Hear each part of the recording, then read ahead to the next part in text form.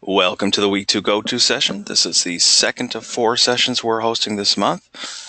Thanks to, well, so far we have one person in attendance, but I have to take the blame for that. This is a reschedule, okay?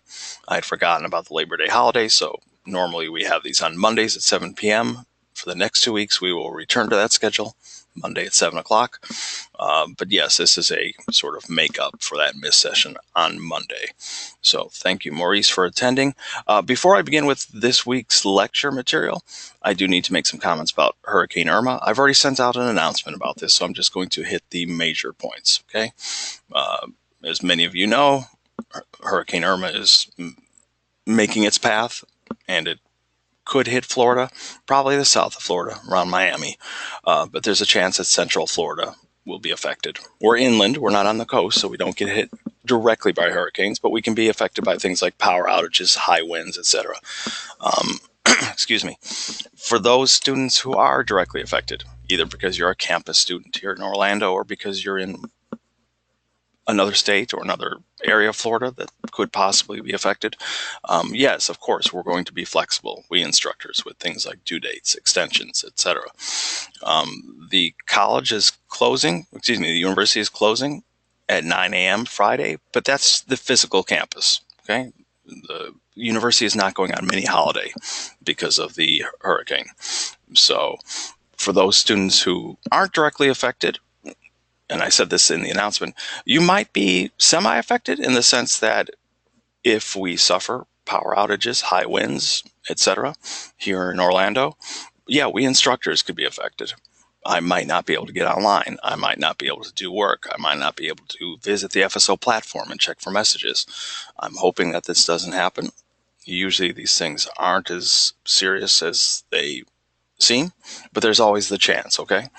But anyway, read the long announcement because I've explained things there. Also in the announcement, I explained that there's a good chance I might be moving the due date for the outline that's due on Sunday, which we'll talk about in this session, the next major writing assignment, which is an outline. Yeah, I might be moving it anyway, just because the Labor Day holiday meant that I got a late start on everything. I'm grading worksheets now, but it's going to take me through tomorrow to finish them. Obviously, this means that you'll be getting feedback. How should I put this? You won't have as many days as you typically would. We try to get things done. We try to turn things around within 72 hours. So typically things are due on a Sunday at midnight. So that means we try to get things done by Wednesday at midnight. Sometimes we need to go a little bit extra, but we try to hit that mark, okay? But yeah, if there's an interruption like Labor Day, that means things get thrown off by a day. So I'll keep you updated on that as well.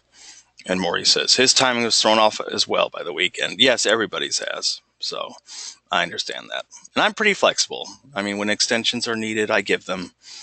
Don't make a big deal about it. Students don't usually complain about extensions. They love extensions. But it came through. Yeah, I try to avoid them because it can make things chaotic. There are due dates for a reason. If the due dates are always being changed, that can seem kind of crazy. Okay, so let's focus on the material for this week. Last Sunday, you handed in, or this past Sunday, you handed in your worksheet. Okay, you chose an ad. You watched it with care. Hopefully you watched the week 1 lecture. Remember, lectures are required. They're not optional. And using the information that was presented in the lecture, you completed the worksheet with care. So that's what I'm grading right now. And you'll get detailed feedback today, tonight, tomorrow. The next step is once you receive that feedback, you're going to use that feedback to appropriately apply it to the next assignment. Because remember, we're working toward a single essay, an ad analysis paper. But we're taking things one step at a time. So last week was brainstorming. This week is organizing. And the major activity for this week is the outline. Okay, so Maurice, you've heard of the term outline before? Yes or no? Most people, I think, know what an outline is, but it's maybe a little bit confusing because typically, and let me see if I can open up a blank Microsoft Word document real quickly. Here's an example of an outline. We'll take a closer look at that a bit later. But yeah, people, they know outlines have to do with like Roman numerals, right? Things like this. Actually, let me blow that up a little bit. Or, this. and that they'll include letters, numbers, lowercase letters, and each step is typically indented further and further. So it has a clear hierarchy, so you can see. The good news is you don't have to do that. I mean, you will do it, but we provide a template for you, okay? And you're going to fill in the template, so you don't have to worry about what do the Roman numerals mean. In general, though, the Roman numerals do have importance. They represent paragraphs. So Roman numeral 1 is your introduction, and it will end with your thesis statement, okay? Roman numeral 2 will be your first body paragraph. Let me copy and paste this real quickly so I don't have to keep typing. Roman numeral 3 is, of course, your second body paragraph. Roman numeral 4 will be your third body paragraph. And finally, a conclusion. So yeah, a classic 5-paragraph structure. And this is all you need to do for the essay in this class. The essay draft comes in week 3. But essentially, we're talking about these 5 parts of the essay. An introduction paragraph, and we're going to talk about what you put in an introduction. Your thesis, and I'll be looking at this when I look at your worksheets, but remember your thesis should be identifying 3 concrete aspects or elements of the ad that you want to focus on. We looked at my Jeep essay a little bit in week 1, and if you remember, when we looked at the ad, I was interested in the ad's use of color, its use of imagery. Remember, it had that animal imagery. And its use of language, specifically the tagline. But the tagline is made up of words, the only words in the ad. So we're really talking about the ad's language used. Okay, those are my 3 points: color, imagery, language. We looked at a Diet Coke example as well. And we also looked at a past student's thesis. I no longer use a Diet Coke as an approved ad because I use it in the lecture. I don't want the ideas to I don't want everybody to choose the Diet Coke ad because, oh, well, we talked about that in the lecture, so I'll just use those ideas. But we identified actually the same points that the past student did. The ad's use of music. Remember that kind of funky music, humorous music? The ad's camera movement. It had that kind of slow, sexy panning, except here it wasn't a human being that was being shown from shoe tops to the top of the head. It was a long, tall glass of Diet Coke. And what's the third? Oh, language, again. Tall, dark, and handsome. Okay? That the ad is clearly being humorous and it's making a comparison. And yeah, it's playing with other ideas as well. Sexiness, attraction. But you need to identify 3 aspects or elements in your ad. So Maurice says he chose the Altoids wintergreen ad. Okay. And when I read your worksheet, I'll have specific feedback to give because I like that ad a lot. I like all of them. I could write papers about all of them. But the Altoids one, yeah, I like a lot because I definitely see lots of specific things going on. And so hopefully you did too. But if you do need help, I'll be able to give concrete advice about what you could focus on. And I'll do that for everybody. Okay, everybody, I said this in the week 1 lecture, that I don't leave students hanging. I understand that analysis is not natural or comfortable to everyone, or people might understand on some level that just as you might analyze a poem or a painting or a play or a novel, that we're asking you to analyze an ad. So people understand that maybe at the big picture level, but sometimes it's difficult to, okay, but what is important? What are the concrete elements I should be talking about? And yeah, if you need help, I'll give a list of things that you could focus on, and hopefully you can choose 1 or 2 or all 3 of those. Okay, so yeah, we're talking about 5 paragraphs, and the outline is basically giving more information about what you're going to say in each of these paragraphs. Okay, you're basically planning out in advance what each paragraph is going to say, and we'll take a look at the template in a little bit. But yeah, an important thing to know is that these Roman numerals, all 5 of them, represent separate paragraphs in your outline. And I'm going to go ahead and just delete this, not save it. There's a blank look at the template. Actually, even though I meant to cover this later, let's take a close look at it now, okay? The reason I just stressed the Roman numerals and how they represent different paragraphs is because I want to issue a caution, okay? This, even though we've provided a template, and that's great, so you don't have to worry about coming up with the numbers and the different letters. We sort of set it up for you. Sometimes, not always, but sometimes students treat this template like a worksheet, like because you just completed a worksheet, sometimes they think, oh, well, this is another worksheet. And so they answer these things in isolation throughout the entire document. Okay? And that's not how this works. Again, we're thinking about here, paragraph 1, Roman numeral 1, is about the introduction paragraph. And so it's asking you to build your introduction paragraph. And in general, yes, an introduction should begin with some sort of opening move. We call it a hook here. Okay? And we just ask for a one-sentence preview of how your essay will begin. Typically, you'll need to develop that over a couple sentences. Next, we ask for a concise description of the advertisement, no more than 2 or 3 sentences. So this is an issue I see too. Sometimes students go way overboard because the worksheet asks for a detailed summary. And so students think that this is a repeat of that question. No, this is asking for a concise description, just 2 to 3 sentences. Why are we asking for this? Because again, I believe I mentioned this in week 1, your audience is the general reader. Okay, someone who is not familiar with the ad. Someone who just doesn't automatically know that you're writing about the McDonald's ad. And so, yeah, a short description or some short commentary or sense of what the ad is or what it's about is useful. Okay. And finally, the last part of your introduction paragraph is your thesis. That's pretty traditional. That's pretty common. Occasionally a thesis can appear somewhere else in a second paragraph or not as the last sentence, but almost always it's the final sentence because that naturally leads into the essay itself. Real quickly, let me show the Jeep example again. Okay. There's my introduction. Okay, and there's my opening move or hook. Okay, Jeep, the well-known brand, practically markets itself with its reputation for ruggedness, independence, and adventure. And yeah, that's a great, well, I shouldn't evaluate my own work. I think it's great. But yeah, that needs to be developed. So I riff on the idea that it's a well-known brand and that its reputation is, yeah, pretty universal.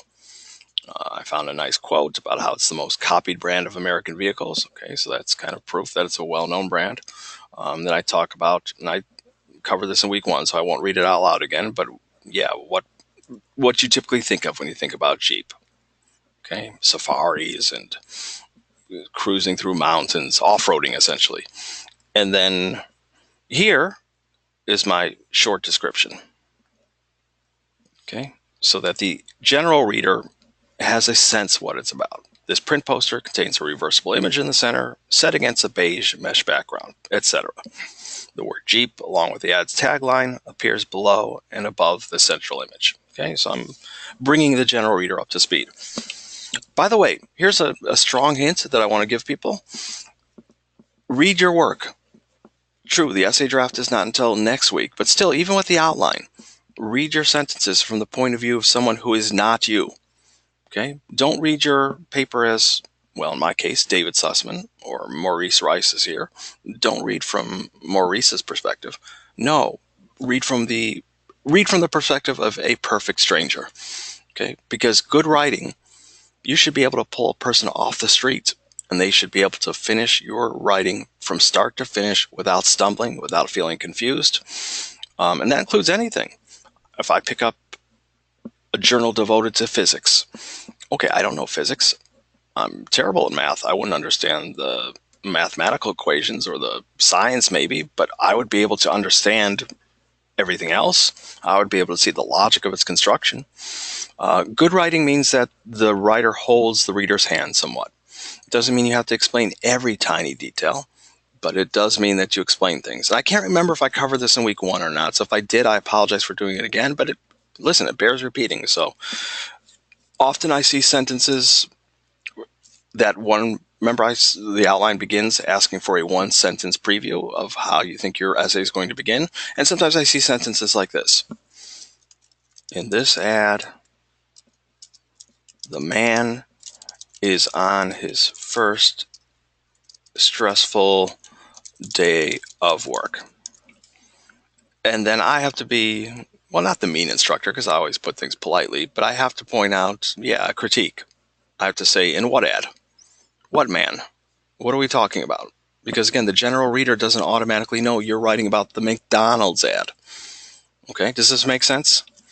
So a better way to phrase things would be like this. In the McDonald's ad, first day, Andy, a young millennial, is on his first stressful day of work. And you know what? I'm going to edit and say initial,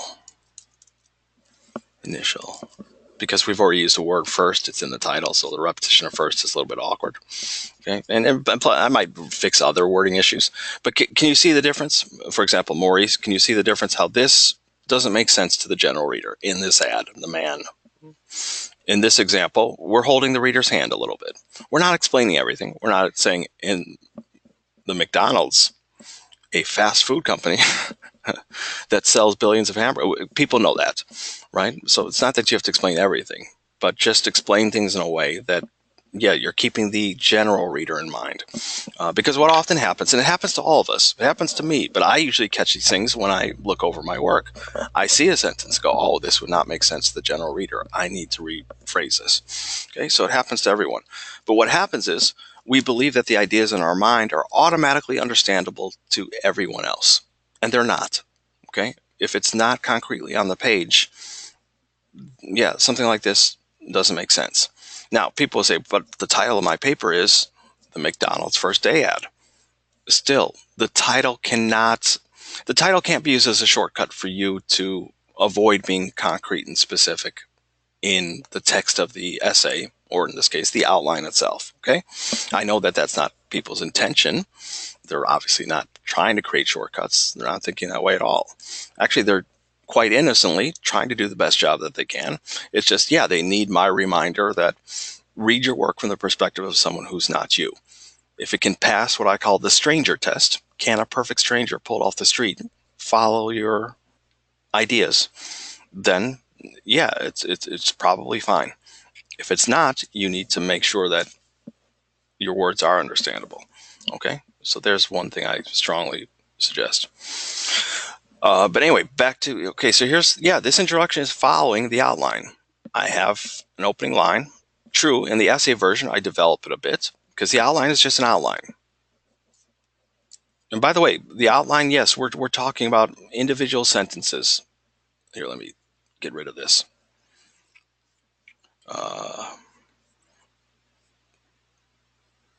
Well, let's move on.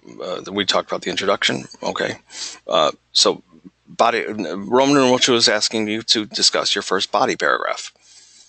If you have a solid thesis in place, this is where you will begin to talk about your first analysis point. Okay. So, and I'll respond to your comment in just a second, Maurice. The GPAD, my first issue is color, right? If we look at the thesis, final line is the thesis. So use a simple color, playful imagery, and a double meaning tagline that reinforces theme. Those are my 3 points: color, imagery, tagline, or the language that the ad uses. Okay, so I have one paragraph that focuses entirely on color, one paragraph that focuses entirely on imagery, and one that focuses on the ad's tagline. Okay, so your 3 points will be covered one at a time in Roman numerals 2, 3, and 4. So first, it asks for a topic sentence. A topic sentence is, yes, it's the first sentence of your paragraph, and it identifies the topic of that paragraph. So maybe I shouldn't have gotten rid of it so quickly. The GPAD, okay? So the first body paragraph is about color. So the first sentence, the topic sentence, makes that clear. The ad is an exercise in simplicity, especially in its use of color. The reader, even if she's not consciously thinking about it, knows that, okay, color is the topic of this paragraph. Same thing with the second paragraph. It begins with a topic sentence. It says, Jeep's image is also reinforced through the ad's main conceit, fancy word for trick or technique, which relies on playful use of imagery. Again, the reader knows that this paragraph is going to be about imagery. So your three thesis points become the 3 body paragraphs in your paper. And for this upcoming assignment, obviously, your outline.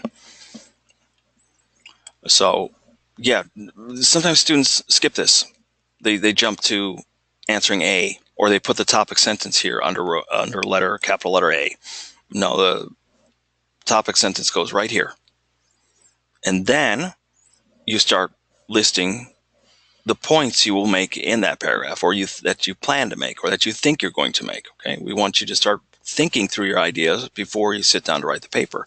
Because if your ideas are solid in the outline, then it's simple.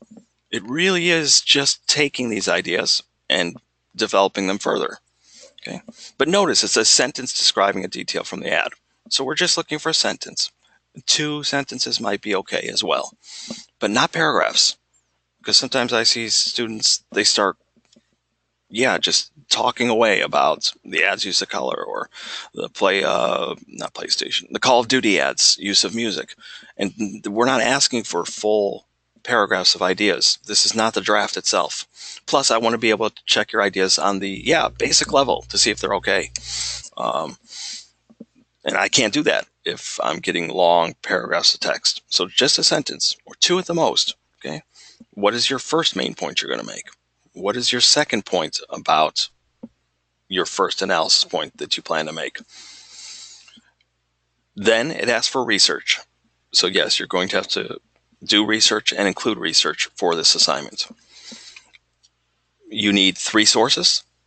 At least 1 should come from the Full Sail Library database, and we're going to go there in a few moments. Other 2 sources can come from online, but they must be quality sources. Okay, so Wikipedia is not a quality source. Going down to the references section of Wikipedia, there might be some useful sources there, but Wikipedia itself is just like an encyclopedia entry. Okay, it's summary-ish. It's not really a place to go to get strong facts or to learn more deeply about your topic. Okay, Nicholas has joined us. No problem, sir. You'll probably have to watch the first half of the recording because I'm in the middle of explaining the outline assignments.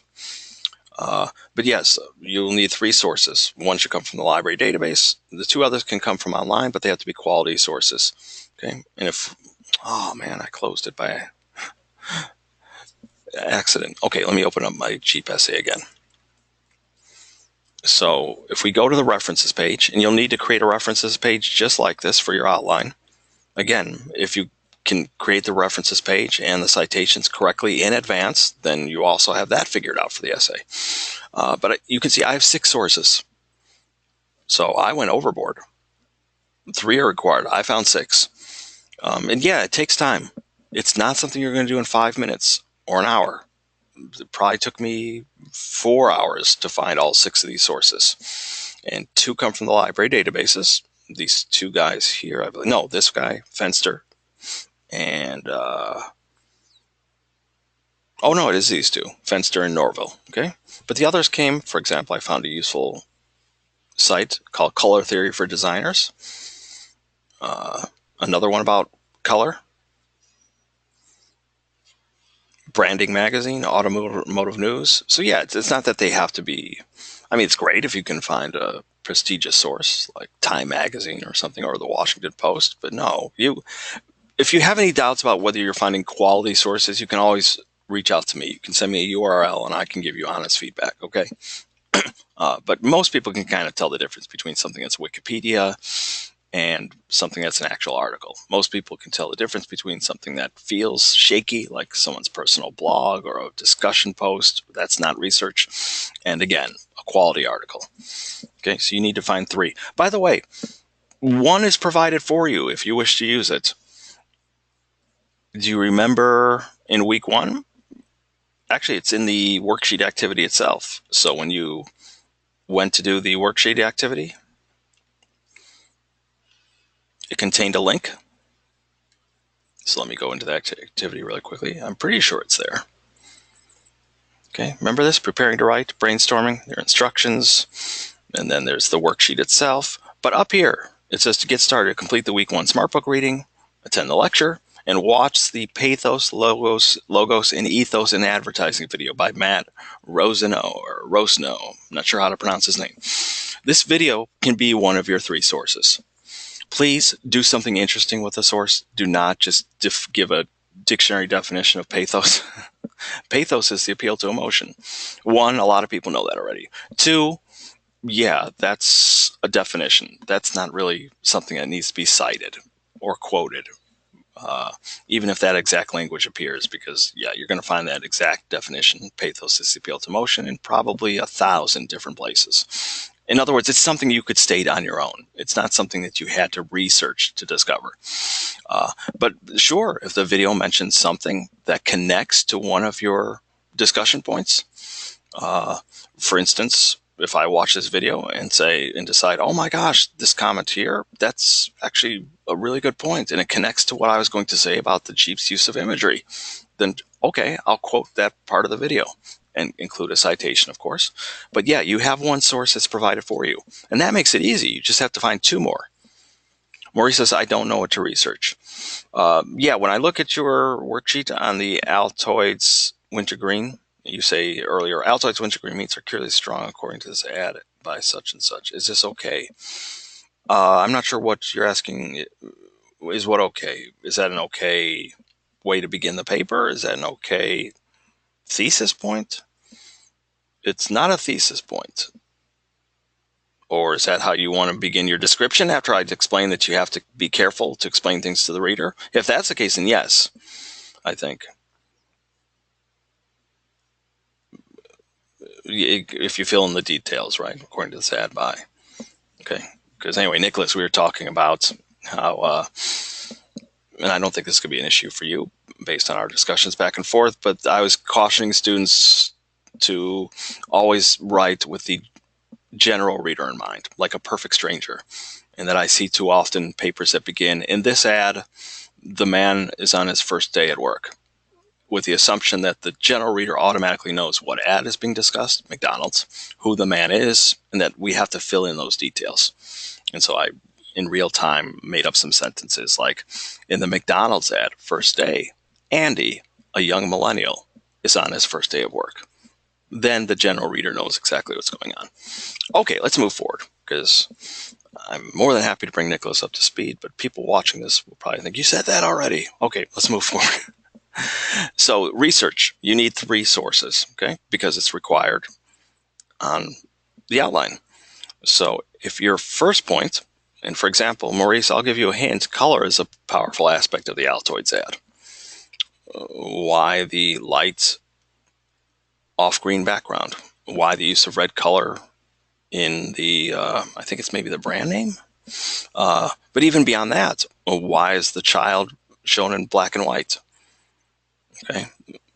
So yeah, color is interesting. So if your first body paragraph, remember your topic sentence goes here, and then one point you plan to make in support of that, your second point, and then research. Your research in this case would be something related to color, probably.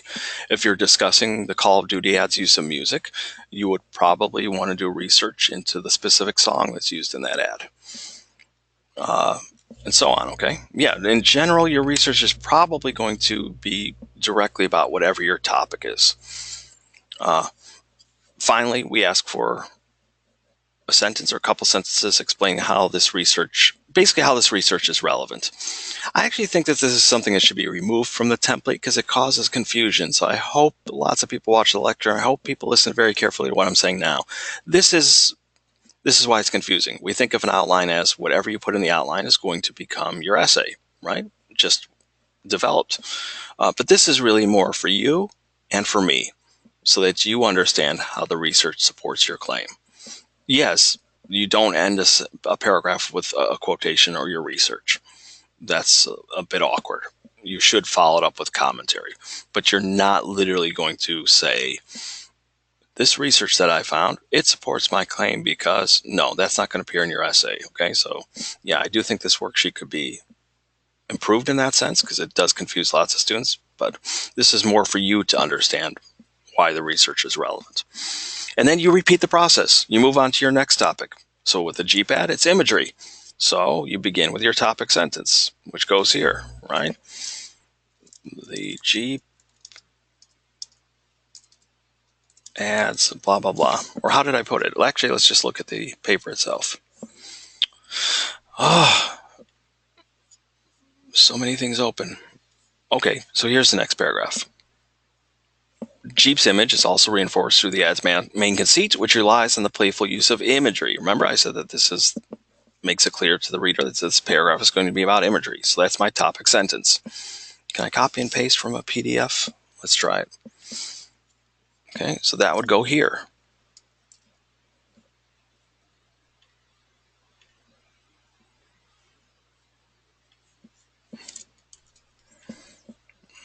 Okay, not here. Again, lots of students, they get confused and they put the topic sentence here. And that means they only end up making one main point about that they plan to make in the paragraph. But I want to see 2 points, because obviously your paragraph isn't going to just have 1 point. You're going to make a couple observations in your paragraph. I want to see 2 of them. Okay, so yeah, the template essentially repeats itself. And actually, the template we're using now is a bit more stripped down than this. It looks like this, where Roman numeral 1 walks you through the 3 parts that are required in the introduction, and you have clear prompts that say type here. Roman numeral 2 also gives specific details. Your topic sentence goes here, so we should have fewer problems with people putting it somewhere else. And then, yeah, sentence describes 1 detail from the ad. But B is your second detail. Okay, C is your research, and then it repeats for paragraphs 3, 4. So make sure that you remember that A, B, C, D in here are just asking what A, B, C, and D are repeating here.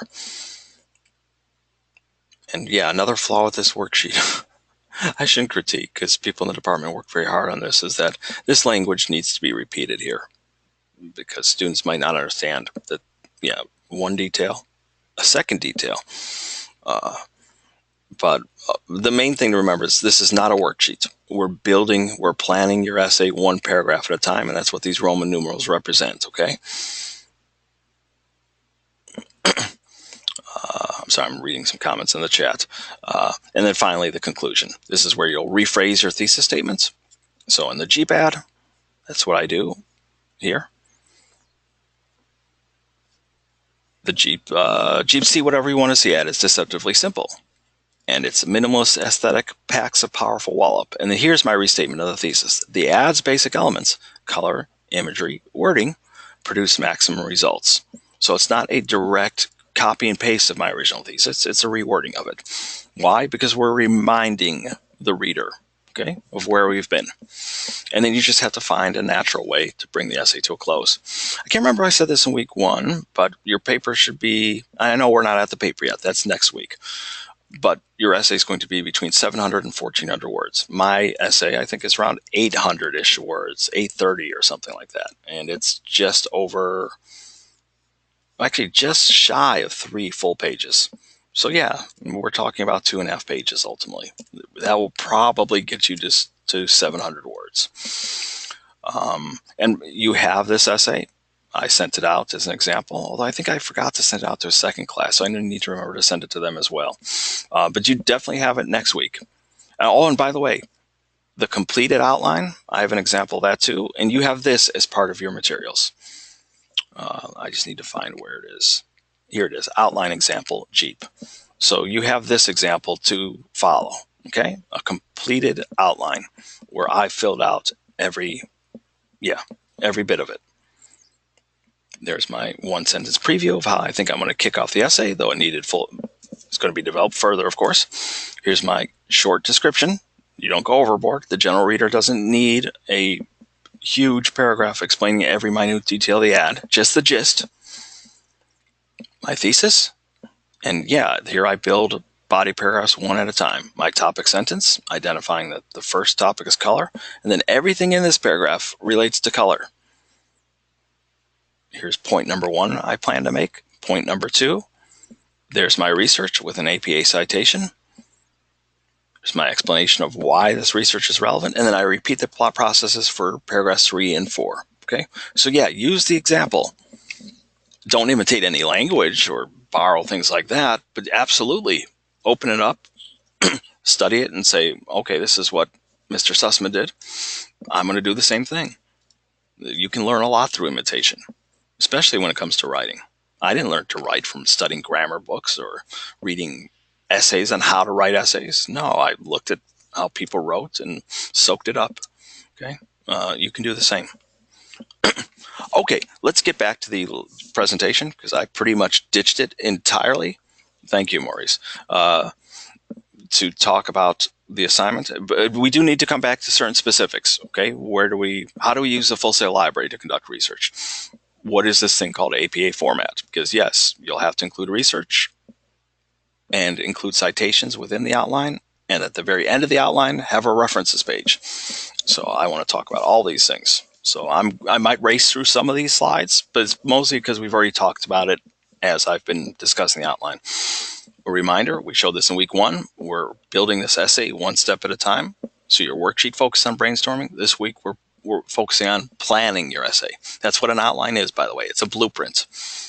And as I said earlier, if the outline is solid, it's really just a matter of taking it over to your brand new page on Microsoft Word and then developing things because you have all the main points in place.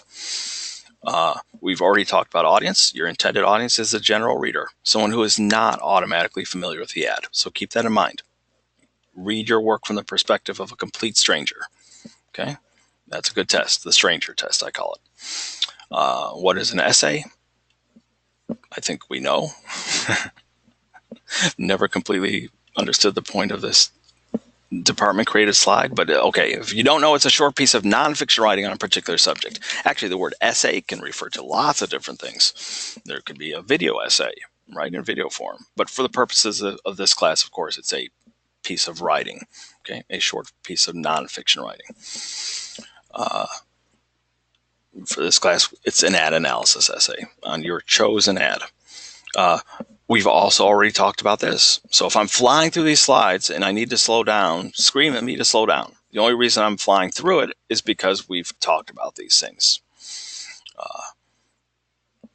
Essay structure, there's going to be an introduction. Support, in this case, that's referring to all 3 body paragraphs, okay? This is the middle part of your essay. Analysis does not occur in the introduction, by the way. So, yeah, your thoughts about the ad's use of color or the ad's use of music or the ad's unique, diverse cast or any number of things, the ad's themes, that gets discussed in the body of the paper, not right from the get-go. The introduction stays general. It's a kind of welcome, a way into the piece. The actual analysis occurs in the middle. And of course, you're going to have a conclusion. Conclusion is the mirror opposite in many ways of the introduction. You'll rephrase your thesis, essentially, and find a natural way to bring the essay to a close. Here's some more information about each of those parts. Like I said, the introduction sets the stage for the rest of the essay, and it ends with your thesis statement.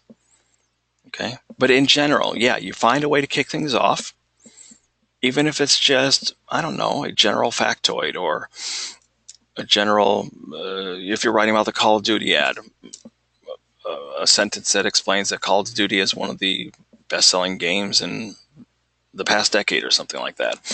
That's a way to kick things off. Okay, so you find a way to kick things off. You transition into the ad itself. Okay, describe it a little bit. Give readers a sense of what it's about. Not too much, just the gist. And then you end with your thesis. And this is why we provide lots of examples. So you have my Jeep example for an outline, so you can see how I went about it.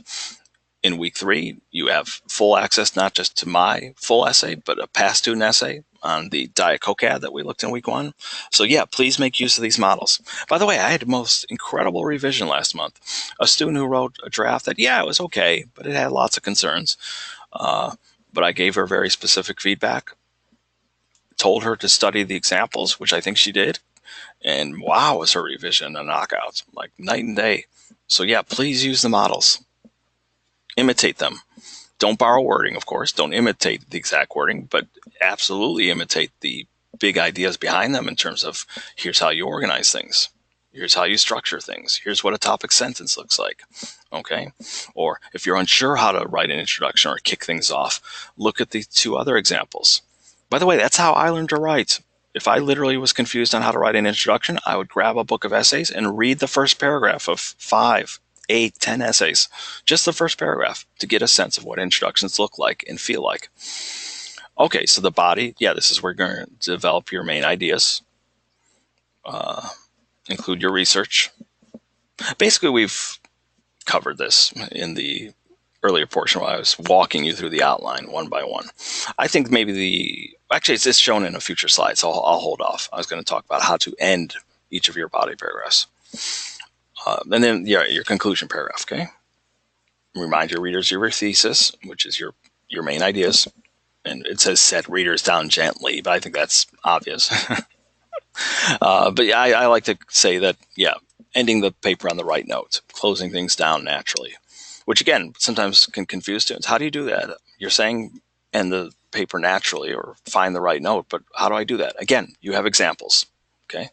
And if you want to look beyond that and start looking at other essays or articles online even, just to see how those people end their pieces of writing, that might give you a sense of how to do that. Thesis statements, we covered this in week 1, so I'm going to fly past this slide, okay? We had the same slide, the definition, examples, etc. Oh, I always forget to delete this slide. Organizing your information. It is true. You have lots of different options, but for this assignment, you're not going to be organizing things spatially, probably. Spatially means, for example, I don't know, if you're describing, let's say you're describing your hometown. If you begin with almost an aerial description and then start zooming in little by little and you end up at a particular house, that would be like spatial organization. Chronological organization is order of time. But yeah, you're not going to be following most of these. Maybe the final two in some ways. But yeah, the models, I think, show you a clear sense of how to organize. You're going to identify your topic in the topic sentence. For example, the ad's use of music. You'll define that issue, because obviously, again, the reader doesn't know automatically what colors are in the ad or what the music is. You'll have to explain this to them. You'll get to explaining its significance. Ad analysis isn't just about pointing things out. The colors in this ad are, the music used in this ad is. No, it's taking it to a higher level and explaining why these colors, why this music. Okay, that's analysis. And this is again, a refresher of what we kind of talked about already. You begin with a topic sentence, which is like the thesis of your paragraph. That's a good way to think about it. Just as a thesis is the controlling idea for your entire paper, it sets the terms. Okay. The same thing with a topic statement. It's like the thesis for an individual paragraph. If your topic sentence promises a discussion of color or music or a particular theme you see in the ad, then the entire paragraph needs to work to support that idea. It can't shift to other topics. Okay. This is where you're going to explain your ideas in detail, as I just described. You'll include your research to offer support. And this is why I want to mention earlier, that you should always end with what I like to call a cincher line. Here it's called a link. When it says end with a link back to your topic, doesn't mean a literal hyperlink that you click on. No, it means make sure that your final point reinforces what you want readers to understand. So in the Jeep ad, for example, when I'm discussing color, I believe in that paragraph, I end with a cincher line that says something like, yes, the Jeep ad uses this color because it reinforces the Jeep brand, right? It reinforces Jeep's idea of, or what we think of Jeep in terms of its rugged, its independent quality, its outdoorsiness, right? That's why the ad uses earth tone colors.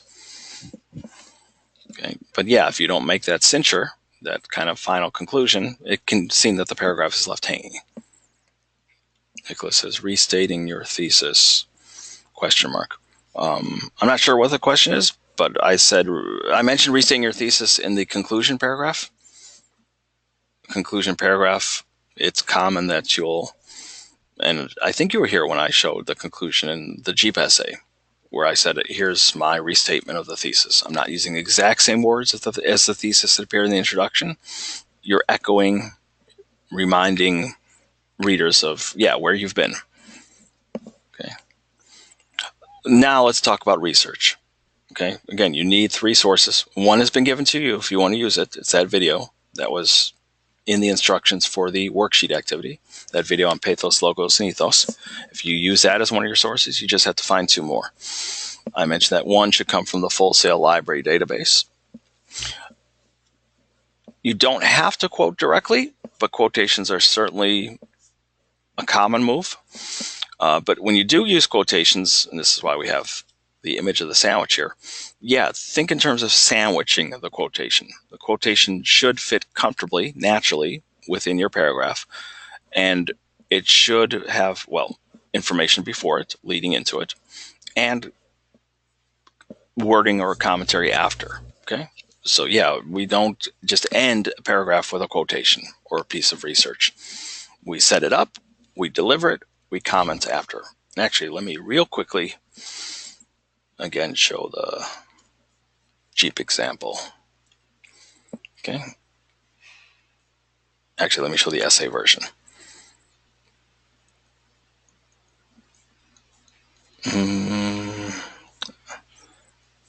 Actually, here's the paragraph on imagery, okay?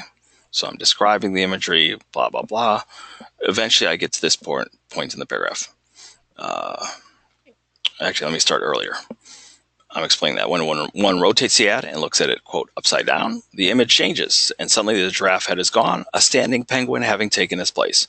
The advertisement's use of optical illusion is powerful, and this strategy would not work if it were applied to, say, a Ford or a Lexus print ad.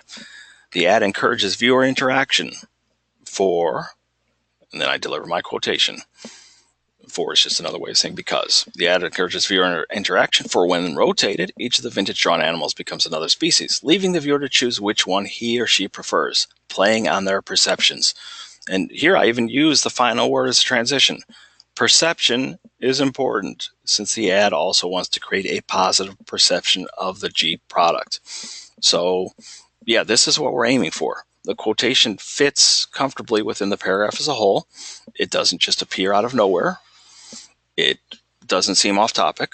It's supporting.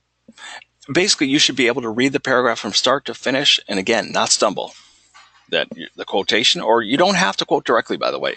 You can state things in your own words and just offer a citation indicating that, yes, this information came from research. But if you do quote directly, it should fit so comfortably that the reader doesn't stumble, and that it's a logical addition to the paragraph. Okay? It's not off topic. It's not trying to force in a quotation that doesn't really fit. No, it should be completely natural. And I admit it's difficult to do.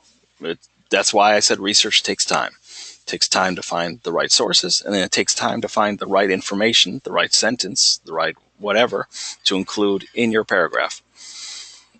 Okay.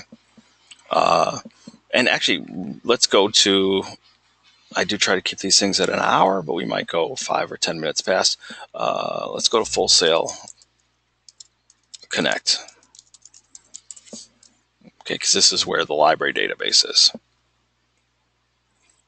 You have to sign in.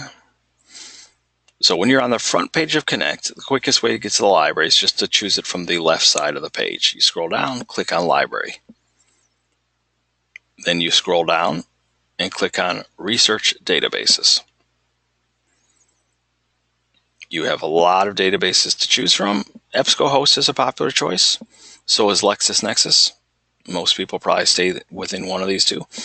LexisNexis, it searches lots of different things, but newspapers are a popular source. Not only newspapers, but Ebscohost tends to search fewer newspapers and more like journals, magazines. So let's start with Ebscohost. Academic Search Complete is the most popular and comprehensive, although you can just select all of them, click Continue, and then you do your search. Searches take time. Okay, I already have some trigger keywords that I know are going to produce a specific result, but it's not going to be that easy on your end. If you have any issues, feel free to reach out to me. I can give advice. The advice I can give, though, is it's a little bit difficult to explain because sometimes you might have great results if you put in, for example, the name of your ad and the specific issue, color, use of color, but maybe not. And by the way, you don't necessarily even, or probably should, look for the specific ad name itself. You might look for the use of color in advertising, the use of music in advertising. But for example, in the Call of Duty ad, it's more than just the general issue of what music brings to advertising. Sure, maybe a quick quote or citation about that might be useful, but in this case, the Call of Duty ad uses a song by the Rolling Stones, and it's more than just music can make an ad seem more exciting, or the song was used because it's energetic and upbeat, or it's a classic song and people will recognize it. All those things are true, and it's not wrong to mention them, but, and I'm kind of helping out the Call of Duty people here, yeah, the ad's use of music is much more meaningful than that. There's a thematic connection. Think of it this way: Activision could have chosen a million upbeat songs or classic songs or popular songs if that's all they wanted, but they wanted specifically this song by the Rolling Stones called "Gimme Shelter." Why? Well, doing research into that would help. Okay, song and research into the song itself. I know there's a Mick Jagger quote out there where he talks about the meaning of the song, so you might want to try that. I'm trying to read through the questions. Nicholas mentioned the hurricane. Yeah, if you rewatch the first half of the lecture once the recording is up, I address the hurricane thing, and I also sent it out recently in an announcement as well. Okay, but for instance, if I type Call of Duty, gimme shelter, and for most of you, it's not going to be this simple. And I'll be happy to give advice if you reach out to me, but my advice is going to be mostly try as many different keywords as possible. If direct mentioning of your specific topic isn't triggering anything, then find different ways to say it. Or, and this might be hard to explain, but I like to use what I call the reverse engineering trick. Reverse engineering is doing things in reverse. Right. Instead of building from something to scratch, you take a look at something that's already built and then design that way. So when I say reverse engineer in terms of research, I'm speaking about already having clear ideas in mind that you want to make in your individual paragraphs, and then finding the information that fits that. So for example, in the Jeep ad, my third analysis point is about the ad's tagline. See whatever you want to see. I talk about how it's a double meaning, right? Because the images, the animal imagery, you can see whatever you want to see, either a giraffe or a penguin, but it's also referring to the automobile. Okay, then when you own a Jeep, it allows you to see whatever you want to see, right? Because a Jeep can go anywhere. Anyway, in my analysis, I also made the point that this connects to the idea of Jeep's versatility. I already knew I wanted to make that point, so I went to the library database and looked at specific sources that spoke powerfully about, yes, the Jeep's reputation for versatility. That's an example of what I like to call reverse engineering your research. You already have a clear idea of what points you want to make. Now you just have to find the specific quotes or facts that are going to support what you already know you're going to say. But yeah, that's challenging because you have to have a very clear idea what you want to say. But it is a trick. Okay, Maurice, I understand. If you need to watch the rest of the video, please do so. And I'll try to wrap up in 5 minutes or so. But for instance, here's a result. Ann Donahue of Billboard magazine. So Billboard is a trusted source. We know that magazine. And if we go into the file, yeah, we'd have to read it to make sure that there's something useful here. And if there is, we can quote it. And if not, we have to keep searching. I'm going to return to this article next week because I'm actually going to use this. Next week is going to be completely devoted to APA, and I'm going to use this source to demonstrate how to quote, how to cite, how to do references. But you do have to have in-text citations and references for the outline. So how do I do that if we haven't yet covered APA?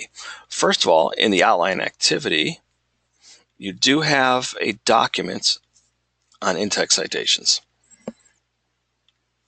Okay, so let me quickly go there. I have to move things around. Okay, here we go, the outline activity. Do I have? Yes. Okay, so you have lots of things here. The rubric, which explains grading. You have an outline example. Okay, that's a model you can study. The template, empty template itself, which you'll fill out. And then here, the in-text citations concise guide, because I call it the concise guide to in-text citations. It's a little bit wordy. I wrote it myself, but if you spend time reading it, your ideas, because it includes examples, and at the very least, you can just imitate the examples. This will explain in-text citations. Also, because there are models, right, my fully completed outline, you can also study the examples in my outline. So, for example, a direct quote requires the author's last name, the year of publication, and a page or paragraph number. Why do I say page or paragraph number? Because some of your sources, traditional sources, especially when they're represented faithfully, like in a PDF file, they'll have actual page numbers, but other types of sources won't. Okay, especially online. You might find an article that you have to scroll down to keep reading, so there aren't separate pages. So you just count the paragraphs to find which paragraph it's in. Okay, so there's an ideal example of how to handle a direct quotation. If you don't directly quote, you just find a way to say things in your own words. It has to be entirely in your own words, no similarity to the original at all. You just leave off this last part, just the last name and a year. Okay, and you can scroll through the example. Of course, this is the essay, but the outline example has the same. Actually, let me switch to the outline. Okay. So here's my outline. See, so there's a citation. Here's how to do it when you're not directly citing. Here, I just found my own way to say that Fenster writes that Jeep, a wartime American creation, was valued for its versatility. That's my own wording, but the ideas come from Fenster, so I give him credit by using his name and by including a year. For references, again, you have my references page, and you can copy those examples. You need an author's last name and first initial, a date, typically a full date. It's a little bit confusing, but the full date is typically needed with things that are published very often. Most things on the web are published often. Okay, a full title of the article, the name of the publication or website, italicized, and then a retrieve from line. Retrieve from, and you include the URL. If it comes from the library database, you can, actually, you know what I'm going to do is I'm going to show, this is incredibly useful, projectapa.info. And I'm going to type this in the chat as well. This was created by a fellow Full Sail instructor in the English department. And this covers all the specifics about in-text citations and references as well. So if you click on in-text citations and go to the first category, formats for quotations, paraphrase, you get a full explanation of how to do it. Okay, so you just have to imitate the examples. It's a bit confusing because there are always two ways you can do it. You can mention the author's name in your actual sentence, according to Newman, or you can put the full author's name, according to John Newman. But if you do that, a year immediately has to appear in parentheses. Okay, that's just a rule. The name appears, parentheses, date. Then you deliver your quotation, and at the very end, you put the page or paragraph number. Or you do the option that I just showed with the quotation we looked at in my essay. You find your own natural way to lead into the quotation, but you're not naming the author. And you just save all information for the end. Author's last name, year, page. So this information never changes. How you present it does, based on whether you're mentioning the author's name in your sentence or not. Same exact thing if you're, writing, paraphrasing, which means saying things in your own word, so not quoting directly. If you mention the author's name in your actual sentence, a year immediately appears. And that's all that's required. So that Fenster quote we looked at, Fenster citation we looked at, that's what it was doing. Or you just find your own natural way to say things and then include author's last name and year. But because this is confusing, you always have two different routes you can take. And am I going to mention the author's name? Am I not? Students can mix them up or combine the two in interesting ways. let's just say, it's important to either read through the in-text citations document that I wrote that's included for the activity, or by going to projectapa.info and carefully reading through this. Because let me tell you, APA is not difficult. It really isn't. I know it seems like a mishmash of random rules at first, chaotic, and why in the world do I have to follow this? But it really is kind of logical. And all it takes is spending that time, half an hour, maybe an hour at the max, just learning, the logic behind it. And then this stuff won't seem confusing. Okay. Same thing for references. Depending on your type, most of you will be here. You can see how to cite things. So an online newspaper, a print newspaper, online magazine, print magazine, article from a database. So that's the Full Sail Library database. If it has a digital object identifier, and you'll tell, because at the very end it will say DOI. It shows how to do that. If it doesn't have this indicator, here's how to do that. Okay, you just say retrieve from, and then list the name of the database. So in other words, I'm basically asking you to look at either the McGraw-Hill chapters, because those also cover APA, projectapa.info, because that covers APA, or my specific document on in-text citations. Okay, because yes, you do have to, when your research appears in the outline, it needs a citation, and not an invented citation, an APA citation. And it needs a references page, not an invented references page, but an APA references page. But you have all these different tools that I've just shown, plus the examples themselves. I mean, at the very least, you should be able to look at my sample outline and imitate those examples. Okay. Before I let you go, let me just point out one, because listen, instructors make mistakes. We're not perfect human beings. Don't pay attention to these early citations. They're mostly correct, but I left out the year. Second, these are, extreme. You won't typically find a need to create citations like this. Here, because the websites I found on color theory, they were too difficult to count paragraphs. There were like 45 paragraphs, and even then you couldn't quite tell, is this really a paragraph? It's a bulleted list. And so the rule with APA is you give readers as much helpful information as possible. So Cousins, and I should have put a year here, I forgot, so that's my mistake.